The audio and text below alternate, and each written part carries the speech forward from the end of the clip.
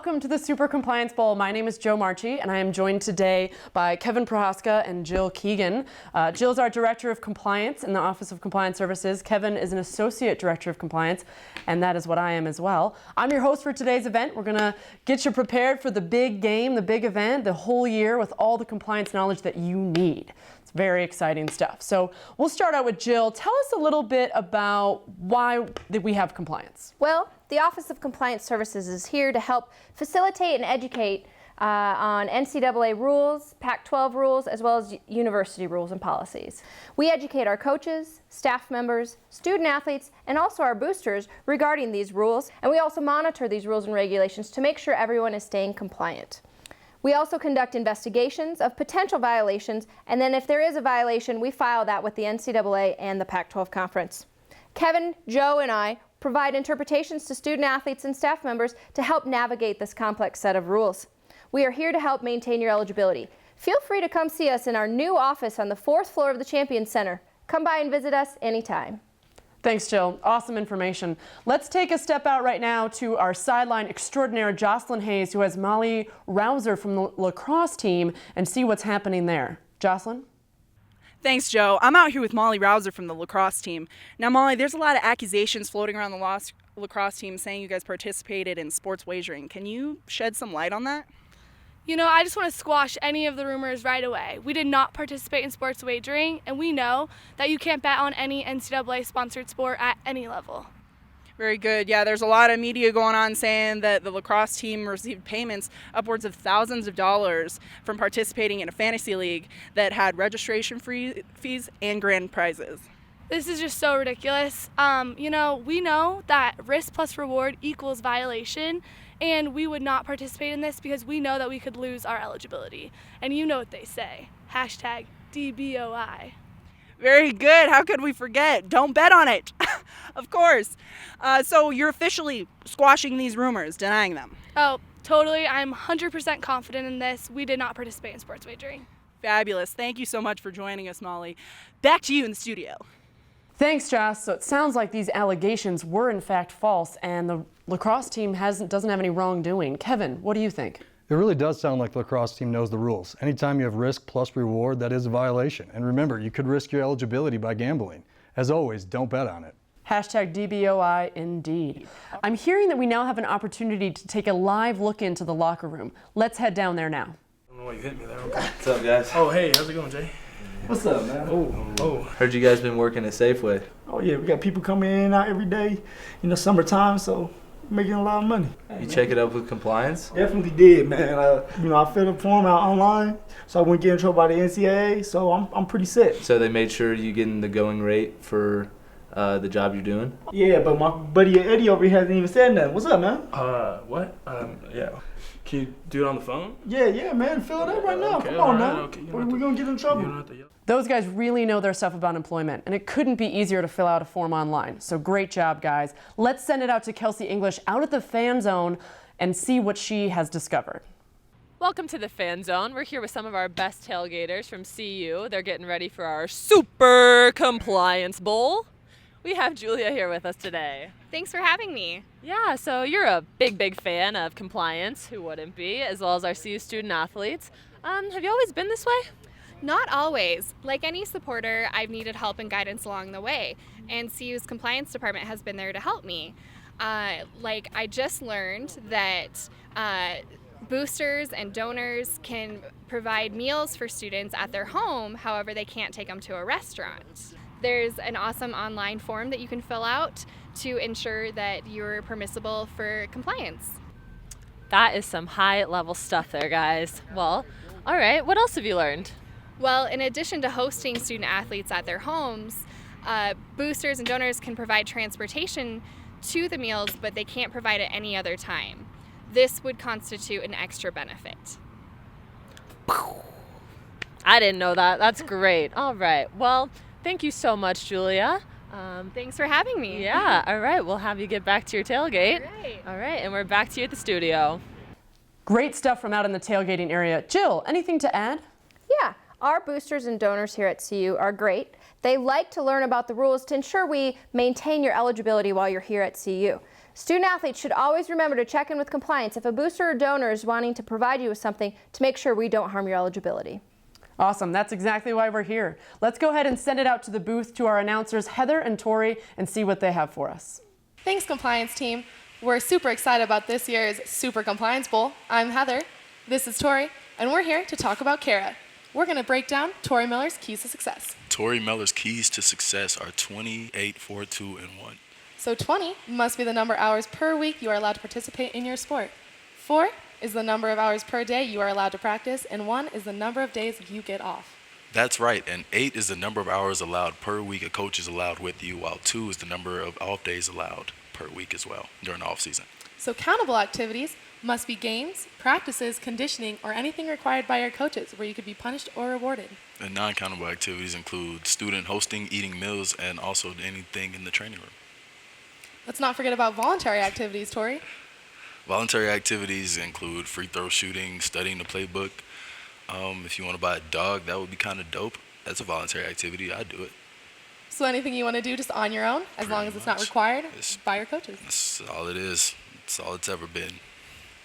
Sounds like we know the keys to success over here. Back to you in the studio. Tori Miller's keys to success, always on point. Kevin, what do you see happening in voluntary activities right now? Well, Joe, voluntary activities are just that, voluntary. There's no requirement and no penalty for not participating. Also, their coaches shouldn't be in the weight room while they are participating in voluntary activities. And remember, those activities should not be counted in the weekly CARA limits. It's also important to remember that while you're doing these activities, you may feel like you're going over your 20-hour limit, but if it's not countable, you're probably not going over your limits. Just be sure you're aware of what's countable and what's not countable for these athletic activities. Very good points to remember. Thank you both. We're learning a lot. We're getting ourselves ready. Super Compliance Bowl, it's happening very, very soon. Let's head over to the women's basketball pregame speech and hear what they have to say. All right, Buffs, what time is it? Visit time! All right, you guys ready for a great weekend? Yeah. Oh, yeah! Awesome! All right, here's our keys to the visit. Number 1, we're going to sign our host form. Ariana, you're going to host this weekend, correct? Yep. All right, here's your host form. Go ahead and sign that for me. Thanks, Coach. Okay, then you're going to be able to pick up your $40 per day on the 5th floor of the Champion Center. Okay, total of $80. So how are we going to spend that money? Coach, I'm thinking we can go hiking, Coach. Coach, we can go bowling. Movies. Coach, we can go to the Buff Pool. All right, those are all great ideas, Buffs. Let's make sure that we show her a good time and we're going to have a great weekend. Let's remember point number 3, no consumption of drugs or alcohol. Period. All right, so if you guys do end up hanging out with friends or in a situation where there are drugs and alcohol, you cannot participate. Got it. And number 4, let's make sure that we remember that curfew is at 1 a.m. So let's have the prospect back to their lodging by 1. All right, I think you guys are ready. Let's make sure we show the prospect a good time, show her what CU and Boulder are all about while being compliant. Yeah! Compliance on 3, 1, 2, 3, compliance! Those women's basketball student athletes are fired up. How awesome is that? Looks like they're ready to host and comply. Let's go ahead and send it back out to Jocelyn Hayes, see what she has for us this time. Joss? Thanks, Joe. I'm standing here with Ashley, who recently had a required NCAA random drug test. So Ashley, can you tell us about that experience? That's right. I was randomly selected by Drug Free Sport and required to provide a sample for an NCAA-sponsored drug test. I got the call and showed up, but I almost missed the test, which would have been considered a positive test, so I'm really glad I made it. Wow, that's a close one. Were you ever concerned about the results of your drug test? Absolutely not. I always stay aware of what I put into my body. I check with my sports medicine trainer and my sports performance coach before taking anything and keep them updated on my current medications. Awesome, very phenomenal. What can you say to those student athletes who are kind of taking advantage of the freedoms, say, that Colorado has to offer nowadays? I would say knock it off. CU has any reasonable suspicion that any students are abusing street drugs or performance-enhancing drugs, they have the ability to drug test, and testing positive could result in losing an eligibility for a whole year in any sport and having to sit out 365 days. Just not worth it. Very good. Thank you so much. Yeah, remember, to all you student athletes out there, don't do drugs and stay in school, because school is cool and our school has a buff pool, okay? Back to you in the studio. So important to know what's going into your body. Medicines, nutritional supplements, vitamins. Ensure that you're staying close to your sports medicine staff and your sports performance staff. They know what you're putting into your body, and so do you. Speaking of which, there was a lot of changes this year in some of the NCAA rules in regards to fueling. Jill, can you talk to us a little bit about fueling and what's changed with the NCAA rules? Sure, Joe. There were a lot of changes with the NCAA rules this past year that allowed us to provide student athletes with some more meal and fueling options. We've been providing fueling stations to our student athletes to use pre and post workout to help ensure that you are getting the nutrients necessary to recover from your workouts. This does not allow us to provide you 3 meals a day. That's included in the room and board stipend, but we are able to help provide you more fueling opportunities throughout your day. Great stuff. Our student athletes should check with their coaches and nutritionist Laura Anderson to check when fueling stations or opportunities for meals are available, and so they know when they can take advantage. Awesome stuff. Now let's check back with Kelsey in the fan zone and see what's happening there. Thanks, compliance team. We're here with one of our student athletes, Lauren Huggins. What are you doing here? Well, I'm actually here visiting my scholarship donors. You know, they're very supportive of me, coming to my games, cheering me on. Just thought I'd come say hi. Awesome. Just awesome. So what else do your scholarship donors do? Oh, they're great. Both they and I know that they cannot provide me with any additional benefits such as presents, transportation, any free service such as like the dentist or tax prep or maybe even attorney if I need one, because that would be considered an NCAA violation. You right, #facts only. So donors and boosters can't provide you with any preferential treatment, but how about friends and family? They don't have any eligibility to risk, right? Actually, no. The prohibition extends beyond me, but to both my friends and family. And it's not just boosters and donors, but local businesses too. Wow, thank you for all that information. And thanks for being here today. We're back to you at the studio. Thanks, Kelsey. Extra benefits are a tricky area. Kevin, do you have anything to add? Absolutely. Student athletes need to know that extra benefit legislation extends beyond boosters and can include local businesses. Student athletes, their friends and family also need to be careful what is being made available to them, how and why they're getting those extra benefits. Good stuff. Let's head back out to the locker room and see what's happening there. Hey guys, have you seen my new car? What, that broken down 89 Honda Accord out there? Come on, man. I saved up so much money for that. Be nice, please. Dude, did you fill out your vehicle registration forms? What's that? Come on, bro. It's easy. It's a form online. All you have to do is fill it out. And so that the compliance knows that a booster or a staff member didn't buy your car. Coach Mack bought mine. Dude, you don't count. Oh, do it right now. Thanks, guys. Another easy online compliance form, and you only have to fill it out once if you have the same car for your entire CU career. I'm just getting word that Rob Drybread is approaching the podium for a pregame press conference. Let's go see what he has to say. Hello, everyone. Thanks for coming. My name is Rob Drybread, and I'm working with the Office of Financial Aid. I'm the liaison to athletics. I help students process FAFSAs, help answer questions about their bills, and process any private scholarships you guys may have. Let's open the floor for questions. Rob, question. Rob, I have a question for you, Rob. So much has been said in the changes in this full grant and aid definition. Would you be so kind as to shed some light upon us, specifically using numbers? Sure, great question. The NCAA did change the rules regarding full scholarship amounts. The full grant and aid used to be tuition fees, room and board, books and supplies, and now it's expanded into other expenses related to attendance. Now that other expenses related to attendance number is going to be different for everybody, so everyone's individual numbers are going to vary. So stipend amounts could potentially be different student to student on the same team, so it's really hard to nail down exact numbers for you. Yeah, so Rob, I'm on partial scholarship, so I was wondering, do I still get books? How does that affect my supplies? Yeah, every student athlete on athletics aid will continue to get their books. Their course-related supplies, however, will come out of the other expenses related to attendance that I mentioned earlier. So individuals on full scholarship, for example, will have to cover their science fees, lab fees, that kind of stuff separately with the supplies money that they're getting separately. So the stipend will be different. What should we expect? So the stipend process will still be pretty similar as it's been in the past. Joe Marchi will process the stipends for everyone. You'll still get 10 stipend checks per academic year, and they'll still come on the last business day of every month. The individual dollar amounts, however, for full grant and aid scholarship student athletes will be a little bit different because the numbers, the starting point is different for everybody. It could potentially be your teammates, even on the same team, could have different stipend check amounts every month.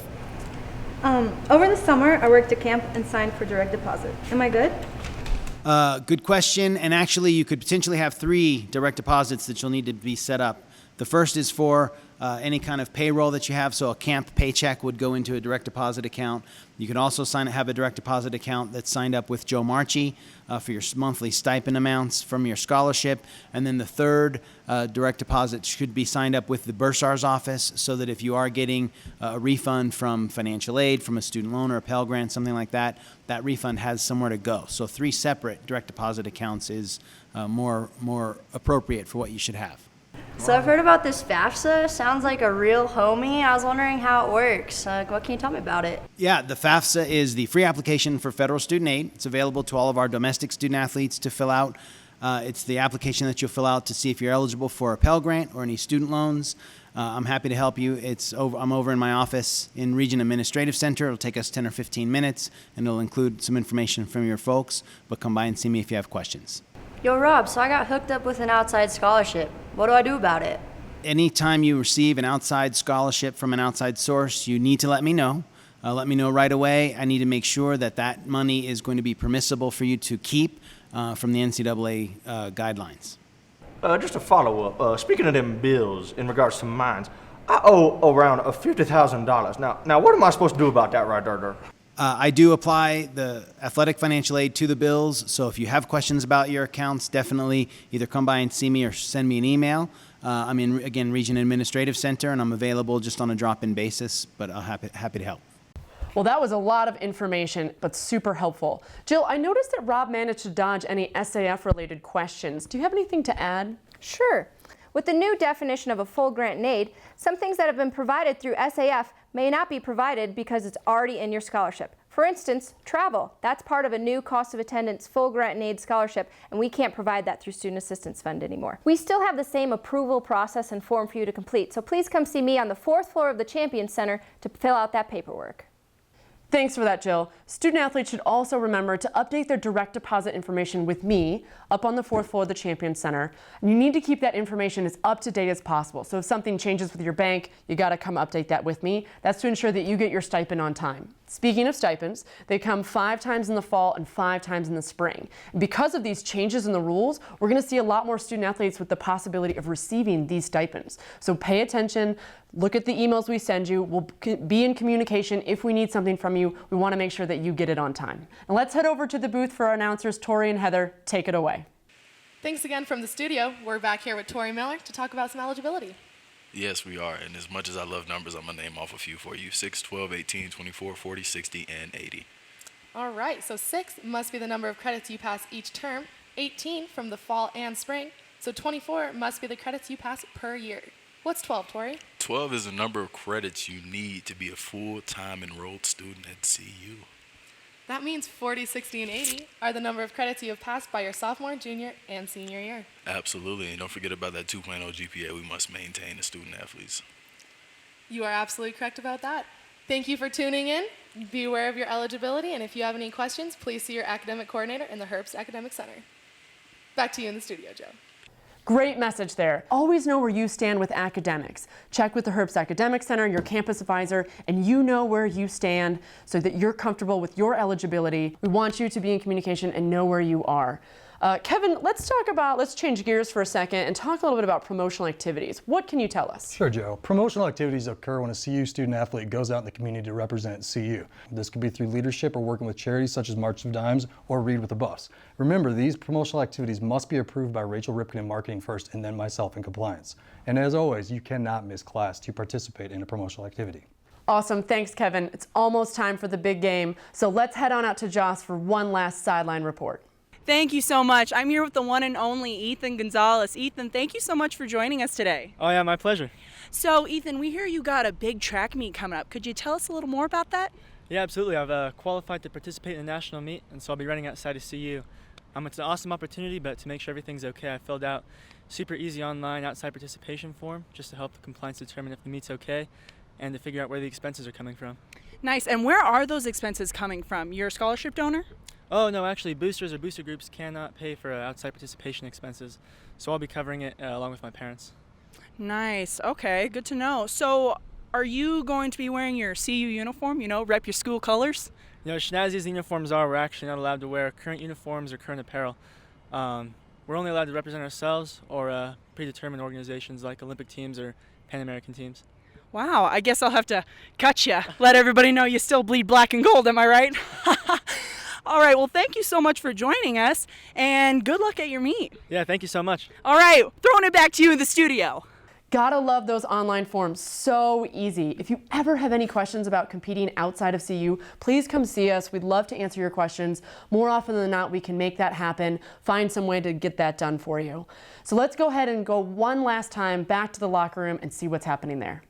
Man, my boy Spruce got it made. He's graduating in December, and he's getting ready to start training for the NFL. Man. Has he had any agents talk to him? I taught my boy Will. He's going to do it the right way. I think he's doing it the right way, man. And I think he got help from the professional sports counseling panel. But he really can't sign anything until the season's over. Right? He's also got to make sure he doesn't take benefits like food, money, rides. Man, good luck to Spruce, man. I know he's going to make it. Yeah, whatever. All right, man. Oh, okay. Way to go, Nelson. Sounds like he really has it down pat. Kevin, what else do you have to add for agents? When it comes to agents, you really do have to be careful to protect your eligibility. It does not just apply to seniors, but also to underclassmen. If you were to accept a meal or coffee from an agent, that could impact your eligibility. And remember, do not agree to anything verbally or in writing. That could also impact your status as a student athlete. Agents come in all shapes and sizes, and if you have any questions about an agent, please stop by our office on the floor with your questions. Thanks, Kevin.